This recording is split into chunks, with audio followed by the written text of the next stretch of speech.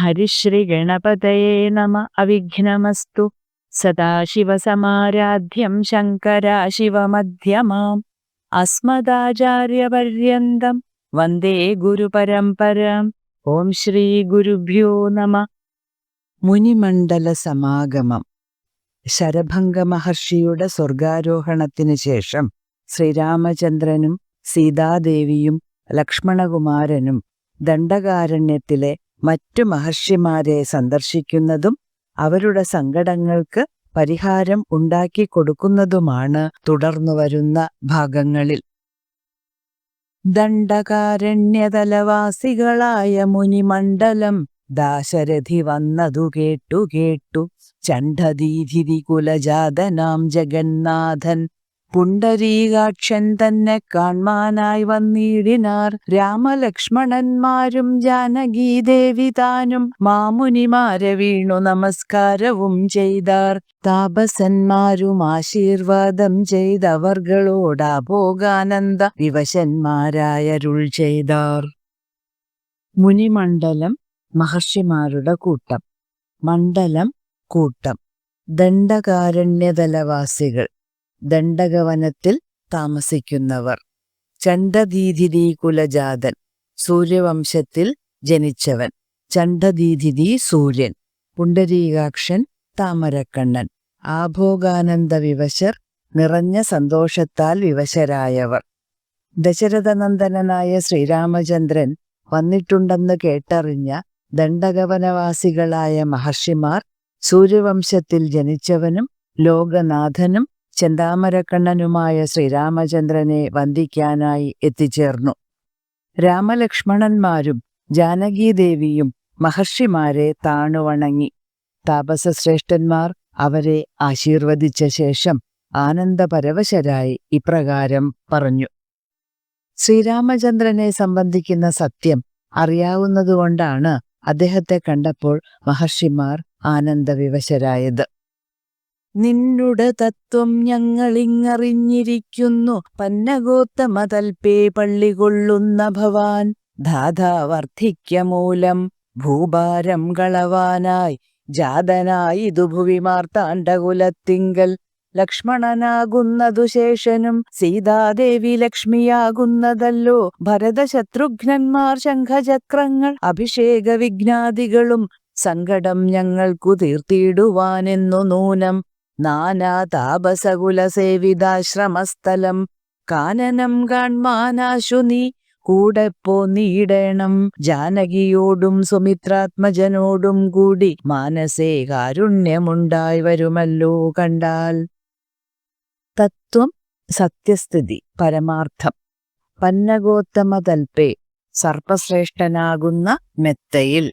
പന്നഗോത്തമൻ അനന്തൻ. ധാതാവ് ബ്രഹ്മാവ്. അർത്ഥിക്യമൂലം അപേക്ഷിച്ചതുകൊണ്ട്. ഭൂഭാരം ഭൂമിയുടെ ഭാരം. ഭൂഭാരം കളവാനായി രാക്ഷസന്മാരുടെ ദുഷ്പ്രവൃത്തികൾ മൂലം ഭൂമിദേവി അനുഭവിക്കുന്ന ഭാരം ഇല്ലാതാക്കാൻ. ജാതനായി ജനിച്ചു. ഭുവി ഭൂമിയിൽ. മാർത്താണ്ഡകുലം സൂര്യവംശം. ശേഷൻ അനന്തൻ. നൂനം പരിചയം. നാനാ താപസകുലസേവിതാശ്രമസ്ഥലം. നാനാ താപസന്മാരാൽ സേവിക്കപ്പെടുന്ന ആശ്രമസ്ഥലം. കാനനം കാട്. സുമിത്രാത്മജൻ ലക്ഷ്മണൻ. മാനസേ മനസ്സിൽ. അല്ലയോ ശ്രീരാമചന്ദ്ര പ്രഭോ, അങ്ങയുടെ തത്വം മുമ്പേ തന്നെ ഞങ്ങൾ മനസ്സിലാക്കിയിരിക്കുന്നു. അനന്തനാകുന്ന കിടക്കയിൽ പള്ളികൊള്ളുന്ന അങ്ങ് ബ്രഹ്മാവ് അപേക്ഷിച്ചതനുസരിച്ച് ഭൂമിദേവിയുടെ ഭാരം തീർക്കുന്നതിനായി സൂര്യവംശത്തിൽ വന്നവതരിച്ചിരിക്കുകയാണ്. ലക്ഷ്മണകുമാരൻ സർപ്പശ്രേഷ്ഠനായ അനന്തനും സീതാദേവി മഹാലക്ഷ്മിയും ഭരതശത്രുഘ്നന്മാർ മഹാവിഷ്ണുവിന്റെ ശംഖചക്രങ്ങളുമാണ്. അങ്ങയുടെ അഭിഷേക വിഘ്നങ്ങൾ തുടങ്ങിയവയെല്ലാം ഞങ്ങളുടെ സങ്കടങ്ങൾ തീർക്കുന്നതിനു വേണ്ടിയാണെന്ന കാര്യം നിശ്ചയമാണ്. പല മഹർഷിമാരും കൂട്ടമായി താമസിക്കുന്ന വനത്തിലെ ആശ്രമസ്ഥലങ്ങൾ കാണുന്നതിന് അങ്ങ് ലക്ഷ്മണൻ സീത എന്നിവരോടൊപ്പം ഞങ്ങളുടെ കൂടെ വരണം. ആ പ്രദേശം കണ്ടാൽ അങ്ങയുടെ മനസ്സിൽ ഞങ്ങളോട് കാരുണ്യമുണ്ടാകും എന്നത് നിശ്ചയമാണ്. തങ്ങൾ അനുഭവിക്കുന്ന സങ്കടങ്ങൾ നേരിൽ കണ്ട് മനസ്സിലാക്കുന്നതിനാണ് താപസന്മാർ ശ്രീരാമചന്ദ്രനെ ക്ഷണിക്കുന്നത്. എന്നരുൾ ചെയ്ത മുനിശ്രേഷ്ഠന്മാരോടുകൂടി ചെന്നവരോരോരോ മുനിപർണശാലകൾ കണ്ടാർ. അന്നേരം തലയോടും എല്ലുകളുമെല്ലാം ഓരോ കുന്നുകൾ പോലെ കണ്ടു രാഘവൻ ചോദ്യം ചെയ്താൻ. മർത്യമസ്തകങ്ങളും അസ്ഥിക്കൂട്ടവുമെല്ലാം അത്രൈവ മൂലമെന്തോന്നിത്രയുണ്ടാവാനഹോ. അരുൾ ചെയ്യുക, പറയുക. പർണശാല ആശ്രമം, മർത്യമസ്തകങ്ങൾ മനുഷ്യരുടെ തലകൾ, തത്രൈവ അവിടെ തന്നെ, മൂലം കാരണം. ഇപ്രകാരം ആവശ്യപ്പെട്ട മഹർഷീശ്വരന്മാരോടൊപ്പം അവർ രാമലക്ഷ്മണന്മാരും സീതാദേവിയും പല ആശ്രമ പ്രദേശങ്ങളും നടന്നു കണ്ടു. അവിടെ മനുഷ്യരുടെ തലയോട്ടികളും അസ്ഥികളും എല്ലാം കുന്നുകൂടി കിടക്കുന്നത് കണ്ടപ്പോൾ ശ്രീരാമചന്ദ്രൻ ഇപ്രകാരം ചോദിച്ചു: മനുഷ്യരുടെ തലയോട്ടികളും അസ്ഥിക്കൂട്ടവും എല്ലാം ഇവിടെ ഇങ്ങനെ കൂടിക്കിടക്കാനുള്ള കാരണം എന്താണ്? ആശ്രമപ്രദേശത്ത് പ്രശാന്തമായ കാഴ്ചകളാണ് സാധാരണ കാണാൻ സാധിക്കുക. എന്നാൽ ഇവിടെയാകട്ടെ തലയോട്ടികളും എല്ലുകളും എല്ലാം കുന്നുപോലെ കിടക്കുന്നു. അതിന് കാരണം എന്താണെന്ന ശ്രീരാമചന്ദ്രന്റെ ചോദ്യത്തിൽ അടങ്ങിയിരിക്കുന്നത് ആ കാരണം എന്തായാലും താൻ അതിനെ ഇല്ലായ്മ ചെയ്യും എന്നാണ്. ആ കാര്യം മനസ്സിലാക്കിയതുകൊണ്ടാണ് മഹർഷിമാർ അദ്ദേഹത്തെ അവിടത്തെ കാഴ്ചകൾ നേരിട്ടു കാണിക്കുന്നതിനായി ക്ഷണിക്കുന്നത്. തദ്വാക്യം കേട്ടു ചൊന്നാൻ താപസജനം: രാമഭദ്ര നീ കേൾക്ക, മുനി സത്തമന്മാരെ കൊന്നു നിർദ്ദയം രക്ഷോഗണം ഭക്ഷിക്ക നിമിത്തമായി ഇദ്ദേശമസ്തിവ്യാപ്തമായി ചമഞ്ഞിതു നാഥ. ശ്രുത്വാ വൃത്താന്തമിത്തം കാരുണ്യപരവശചിത്തനായൊരു പുരുഷോത്തമനരുൾ ചെയ്തു: നിഷ്ഠുരതരമായ ദുഷ്ടരാക്ഷസകുലം ഒട്ടൊഴിയാതെ കൊന്നു നഷ്ടമാക്കിയിടുവൻ ഞാൻ. ഇഷ്ടാനുരൂപം തപോനിഷ്ഠയാ വസിക്ക സന്തുഷ്ട്യാ താപസകുലമിഷ്ടിയും ചെയ്തു നിത്യം. തദ്വാക്യം അവന്റെ വാക്കുകൾ, അതായത് ശ്രീരാമചന്ദ്രൻ പറഞ്ഞ വാക്കുകൾ. നിർദ്ദയം ദയയില്ലാതെ, രക്ഷോഗണം രാക്ഷസക്കൂട്ടം, നിമിത്തം കാരണം, അസ്ഥിവ്യാപ്തം എല്ലുകൾ നിറഞ്ഞ, ശ്രുത്വാ കേട്ടിട്ട്, വൃത്താന്തം വർത്തമാനം, ഇത്തം ഇപ്രകാരം, കാരുണ്യ പരവശചിത്തർ ദയകൊണ്ട് പരവശരായ മനസ്സോട് കൂടിയവർ, നിഷ്ഠൂരതരം വളരെ ക്രൂരം, ഇഷ്ടാനുരൂപം ഇഷ്ടാനുസരണം, തപോനിഷ്ഠയാ തപോനിഷ്ഠയോടെ, സന്തുഷ്ടിയാ സന്തോഷത്തോടെ, ഇഷ്ടി യാഗം.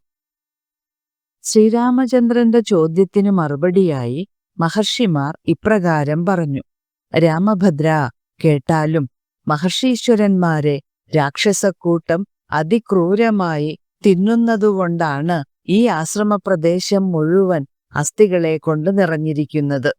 ഈ വൃത്താന്തം കേട്ട് കാരുണ്യപരവശനായ ശ്രീരാമചന്ദ്രൻ പറഞ്ഞു: അതിനിഷ്ഠൂരന്മാരായ രാക്ഷസന്മാരെ മുഴുവൻ ഞാൻ വധിക്കുന്നുണ്ട്. നിങ്ങൾ ഇഷ്ടം പോലെ നിത്യേന യാഗാദി കർമ്മങ്ങളെല്ലാം അനുഷ്ഠിച്ച് സന്തോഷപൂർവം ഇവിടെ വസിക്കുക. മഹർഷിമാരെ രാക്ഷസക്കൂട്ടം വധിക്കുന്നു എന്ന് കേട്ടപ്പോൾ കരുണാമയനായ ശ്രീരാമചന്ദ്രന്റെ മനസ്സിൽ രാക്ഷസന്മാരോടുള്ള കോപം നിറയുന്നു. അതുകൊണ്ടാണ് നിഷ്ഠുരതരമായ ദുഷ്ടരാക്ഷസകുലം ഒട്ടൊഴിയാതെ കൊന്നു നഷ്ടമാക്കിയിടുവൻ ഞാൻ എന്ന് പ്രതിജ്ഞ ചെയ്യുന്നത്. സത്യവിക്രമനിധി സത്യവും ചെയ്തു തത്ര നിത്യസമ്പൂജ്യമാനനായി വനവാസികളാൽ തത്ര തത്രൈവ മുനിസത്തമാശ്രമങ്ങളിൽ പൃഥ്വീനന്ദിനിയോടും അനുജനോടും കൂടി സത്സംസർഗാനന്ദേന വസിച്ചു കഴിഞ്ഞിതു വത്സരം ത്രയോദശമക്കാലം കാണായി വന്നു. സത്യവിക്രമൻ, യഥാർത്ഥമായ പരാക്രമത്തോടു കൂടിയവൻ. തത്ര അവിടെ, തത്രൈവ അവിടെ തന്നെ, പൃഥ്വീനന്ദിനി ഭൂമിപുത്രി സ്വീത, പൃഥ്വി ഭൂമി, സത്സംസർഗാനന്ദേന സജ്ജന സംസർഗം കൊണ്ടുണ്ടായ ആനന്ദത്തോടെ, വത്സരം വർഷം, ത്രയോദശം 13. സത്യപരാക്രമനായ ശ്രീരാമചന്ദ്രൻ ഇപ്രകാരം പ്രതിജ്ഞ ചെയ്തിട്ട് വനവാസികളായ മഹർഷിമാരാൽ സംപൂജ്യനായി സീതാദേവിയോടും ലക്ഷ്മണകുമാരനോടും ഒപ്പം അവിടെയുള്ള മുനിശ്രേഷ്ഠന്മാരുടെ ആശ്രമങ്ങളാൽ സജ്ജന സംസർഗം അനുഭവിച്ചാനന്ദിച്ച് 13 വർഷം കഴിഞ്ഞു. ശ്രീരാമചന്ദ്രനും സീതാദേവിയും ലക്ഷ്മണകുമാരനും ദണ്ഡകാരണ്യത്തിൽ വസിക്കുന്നതിനിടയിൽ വിഖ്യാതമായ സുതീക്ഷ്ണാശ്രമം സന്ദർശിക്കുന്നത് അടുത്ത ഭാഗത്തു നോക്കാം. ശ്രീരാമചന്ദ്രായ നമഃ.